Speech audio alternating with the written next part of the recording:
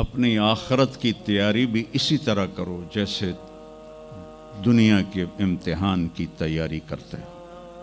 آپ نے حضرت علی کا ہاتھ پکڑا اور یوں اپنے سینے سے لگا لیا اور فرمایا اترضی ان یکون منزلک مقابل منزلی، علی تجھے مبارک ہو، جنت میں تیرا گھر میرے گھر کے سامنے ہے۔ تو وہ رونے لگے۔ لیکن یہی علی جن کو خوشخبری ملی ہے کہ تیرا گھر میرے گھر کے سامنے ہوگا، کسی کو یہ خوشخبری نہیں ملی سوائے مولا علی کے، وہ رات کی مناجات میں روز تڑپتے روتے ہوئے یہ کہتے تھے آہن آہ من قلت الزاد و بعد السفر و وحشت الطریق، ہائے اللہ، ہائے اللہ، ہائے اللہ، میرے پاس عمل تھوڑا ہے۔ تھوڑے عمل والے کا گھر نبی کے گھر کے سامنے بنتا ہے؟ میرا عمل تھوڑا ہے، رستہ تنہا ہے، کبھی دیکھا نہیں اندیکھا ہے، یا اللہ پتہ نہیں میرا کیا بنے گا۔ یہ روز کی پکار اور مناجات تھی۔ اور پھر دنیا کو کہتے الیہ تغررتی، دنیا تو مجھے دھوکہ دیتی ہے، ہی ہاتھ غری غیری، چل دفعہ ہو جا کسی اور کو دھوکہ دے، میں بتتو کی ثلاثہ، میں تمہیں 3 طلاق دے چکا۔ تو جن لوگوں نے آخرت کو بنا لیا وہ کامیاب ہیں، اور جن لوگوں نے آخرت کو نہ بنایا تو وہ کچھ بچے ہڈ بلوں کی ویسی نام لے لیے ہیں، سیر کے لیے گئے کشتی کی، تو وہ کہنے لگے ملاح سے چاچا تنو کیمسٹری آمدی؟ اس کہ پتر اج ہی نہ سنیا کی ہوندی ہے؟ اس کہ تینوں پتہ نہیں ایسی سپیریئر یونیورسٹی دے سپیریئر لڑکے آئیں، سانو ساری کیمسٹری دا پتہ ہے۔ دوسرے نے پوچھا چاچا تو فزکس پڑھی؟ کہ میرا بچہ میں تو اج ہی نہ سنے، ساری حیاتیہ بیڑی بائی ہے۔ تو چاچا تیری ادھی زندگی چلی گئی، ادھی زندگی ختم ہو گئی، سانو ایک اسی سپیریئر دے سپیریئر بچے، ساڑا برائٹ فیوچر۔ اتنے چھک موج آئی تے کشتی ہوئی ڈاواں ڈول۔ اس کہ پترو ترنا سکھیا ہی نے،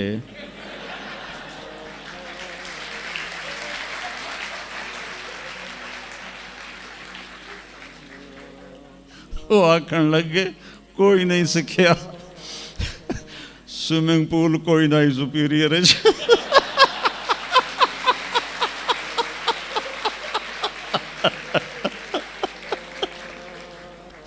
تو وہ ملا کہنے لگا پترو میری تو ادھی گئی تو تہاڈی ساری گئی۔ تو میرے بچوں مرتے وقت ایسا نہ ہو کہ تم کہہ رہے ہو ساری برباد ہوگی۔ اپنی زندگی، اپنے نبی کی زندگی پڑھو۔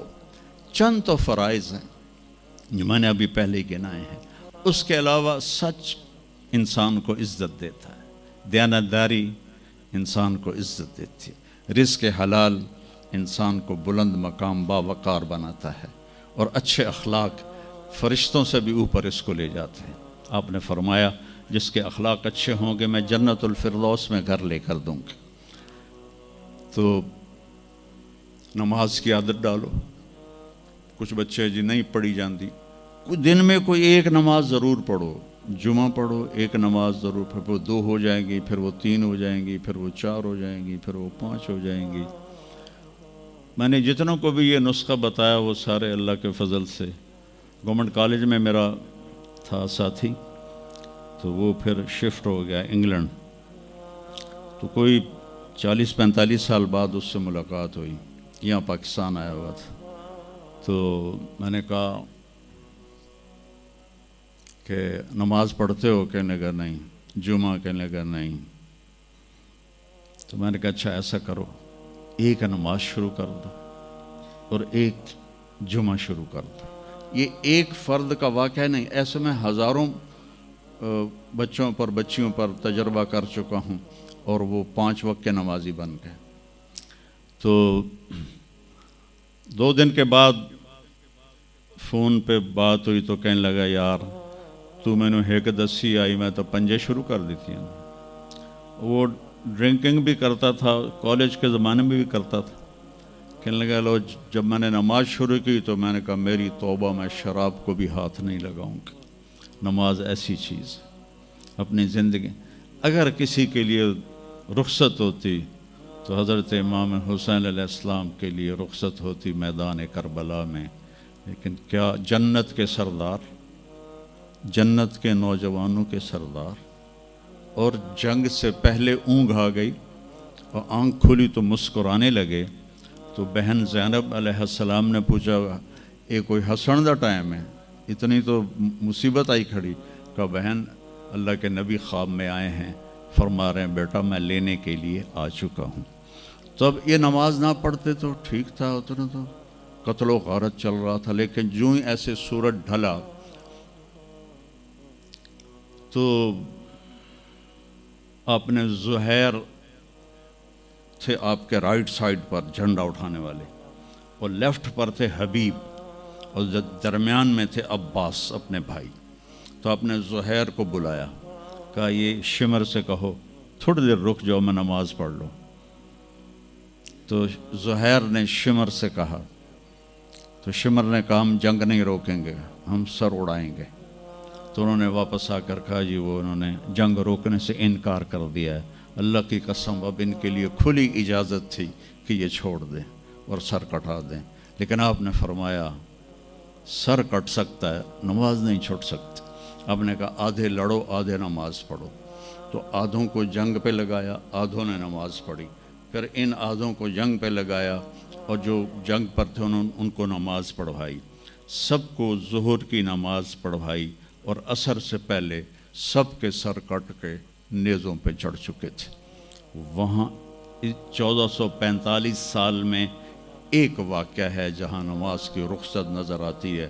لیکن میرے نبی کے نواسے نے ایک مثال قائم کی, پوری امت کو ایک پیغام دیا کہ زیر خنجر بھی یہ پیغام سنایا ہم نے, نماز نہ چھوڑو. کبھی قضا ہو جائے تو رات کو سونے سے پہلے قضا دے کے سویا کرو.